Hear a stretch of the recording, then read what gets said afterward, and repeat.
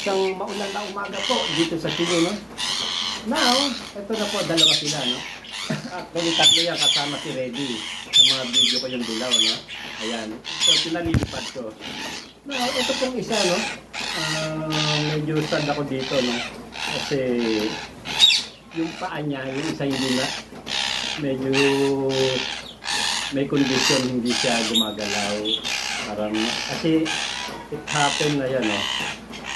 Pero at least gumagalaw ng konti, no? Ayan, makikita naman. Kaya lang, kasi nangyari to nung 15 days siya. Ayun, pinabitan ko siya ng leg band. Ito po. Ayan po yung leg band. Medyo mabigat po ang kamay natin. Ayun, nadiinan natin. Parang paghawak ko sa mga daliri niya, paa niya. Ayun, napisil ko parang tigyawat na, parang natiris.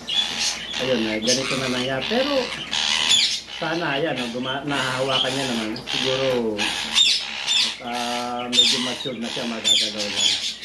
Nagagalit po yung parents niya, no? Ayan. So, pinakawalan ko muna, ha? Now, eto naman, ito si Reddy.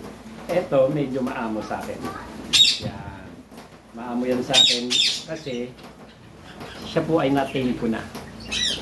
Sabihin, hinanpid ko siya.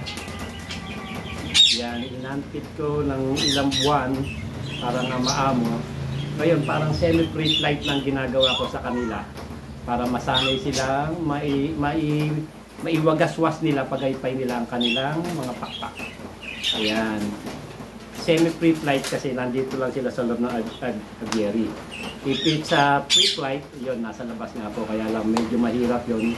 Kakain ako ng oras, araw, buwan sa pag-train sa kanila. Para ma-free flight ko sila.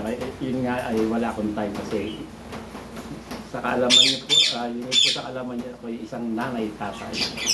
Ayan. So ayun po, ano, yung pinakita ko na sana tulungan niyo ko mapagdasal na gumaling yung paa niya. Yung isang yon na pinakita ko, ang sakit ng kagat niya. Pero bata pa yun, na gumaling siya. Kasi nga, sayang din. Ma-dispose din siya kasi wala naman bibili po ng kung hindi siya gagat. Pero tingin ko, pag mature niya, kasi ngayon ko lang po na-observe na ginaganyan niya, ibig sabihin, parang na-stroke, unti-unti, magkakaroon ng lakas yun, yung right side niya. Yan. Sana po, tulungan niyo ko sa mga viewers, sa mga hindi pa nagpa-follow, please, follow niyo po ako sa FB Reel, and then sa YouTube, Instagram, meron din po ako. Please follow me po, GCT Aviary. Okay guys, thank you. I love you guys. Please follow me. Bye.